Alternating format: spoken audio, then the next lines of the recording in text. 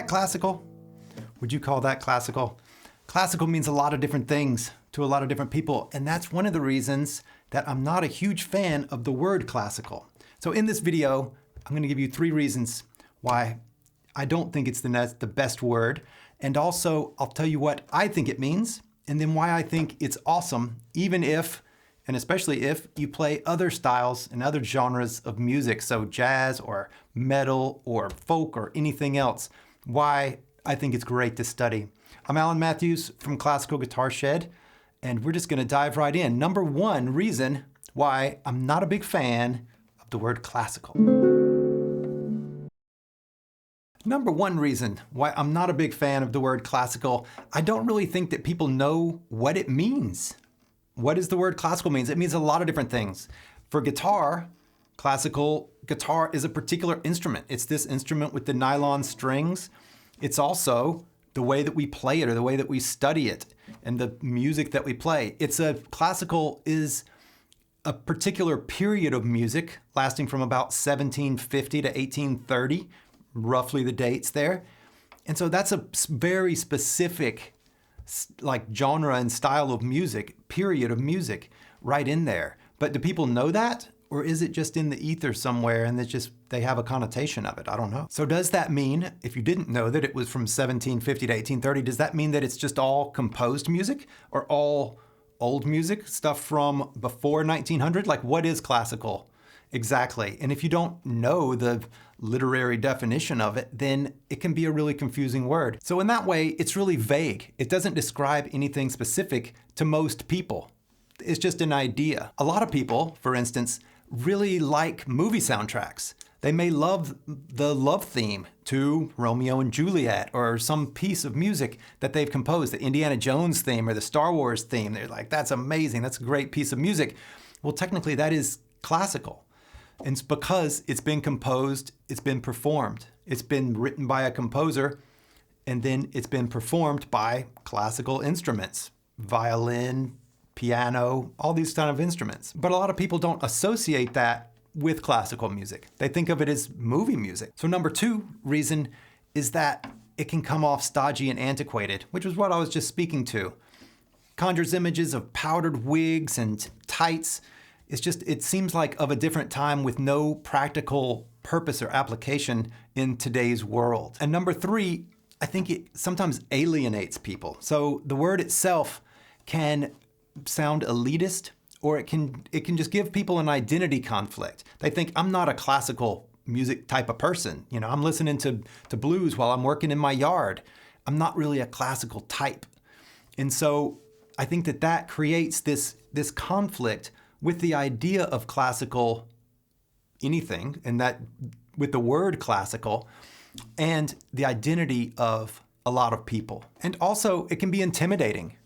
If you're a guitar player who plays using tab and you just play some chords and you like to noodle around and jam with your friends, well then the idea of classical music can be really intimidating. Like it's just tons of work and it's a whole different breed and it's gonna completely mismatch with what it is that you actually do in your day-to-day life with the guitar, with your music. So it doesn't jive with a lot of people. So then what is classical? What does classical actually mean? Well, to me, I can give you this definition because, like I said, it means a lot of different things. We think of the classical Greeks and classical Roman architecture and all of that. And so we can think of classical in so many ways. I think that it basically speaks to striving for excellence. So really wanting things to be good. So trying to bring things to a very high level. You can think of classical mechanics or classical woodworking,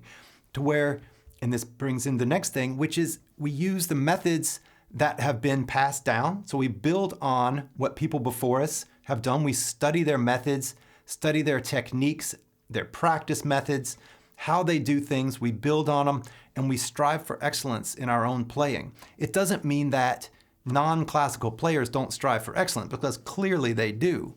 But the word classical itself, to me, brings up this idea of very high quality, of striving for high quality and doing with intention. So bringing lots of intention to the way that we practice, to the way that we play, trying to be expressive and play absolutely as beautifully as we can, and looking at the elements of that. How do we move our hands? How do we make things get louder and softer such that they create an emotional response? And it may also include the learning of I call it head knowledge or head smarts, music theory, how music works, musical form, how the instrument works, how music is put together, all of these things that are cerebral in nature. They're not actually the playing, they're knowing about the way that music works and the way that the instrument works. And another thing that I think that classical means is playing composed music. It doesn't mean that you only have to play composed music, but I think that more people would really enjoy having a collection of pieces that they can play that are solo arranged pieces. And a lot of fingerstyle players do this. They actually have arranged pieces of music that they play. So like the Für-Elise. It's an actual piece of music, and I think more people would really enjoy having a set of music that they can sit down and play and sound great by themselves, that there is actually something to practice. There's something really specific to work on. Going from this chord to this chord isn't smooth, and I want to get that so that it flows well. That kind of thing is fun to practice. I also think that more people would enjoy having a set of composed pieces of music to play, like the Für-Elise that I played earlier. Just to be able to have a set of pieces that are composed, they sound great by themselves. I mean, it's wonderful to be able to play chords and to be able to solo and noodle around and do all the great things that help us jam with other people.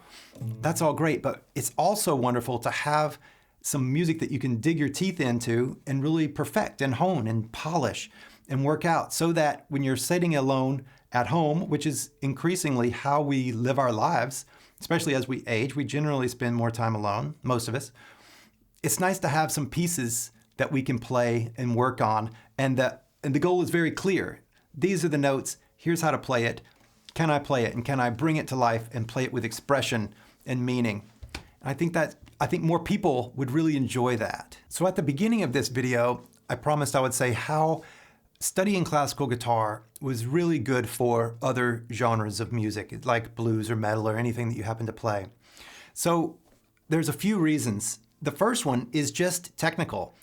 Classical guitar study is about how to use your hands so that they do what you tell them. How to play fast, how to play rich, different sounds. So even if you're on an electric guitar, having classical technique is really useful. Most of the best metal players, or a lot of the really top paid and top touring heavy metal players, are classically trained. Why? Because it's incredibly virtuosic music and they need to be able to use their hands well. Even if they use a pick, whenever they're doing that, a lot of them have trained with classical guitar for all of the technical skills that it offers. The next is the study of music theory and composition and knowing how songs go together. So if you know how the Für-Elise is put together, if you know the chords and the harmony, then you can bring that to your own songwriting. So if you're writing, you can think about that. We have composition, music theory, form, all of these things.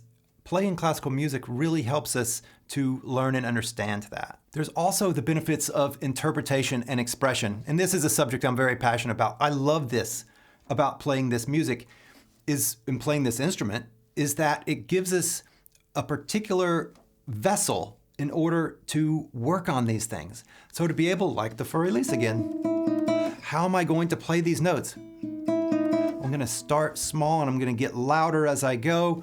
I want to maybe start off a little bit slow and then get faster. All of these things, it gives us a way to practice that. And then that expression and that interpretation can go into everything else that we play. It trains our hands to be able to play those nuances and to be able to do these things, and also our ear to pick them up and figure them out and say, how can I make that more beautiful? What can I do with it? How can I use slowing down and speeding up? How can I use the volume going up and down or bringing certain notes out to make everything that I play more beautiful?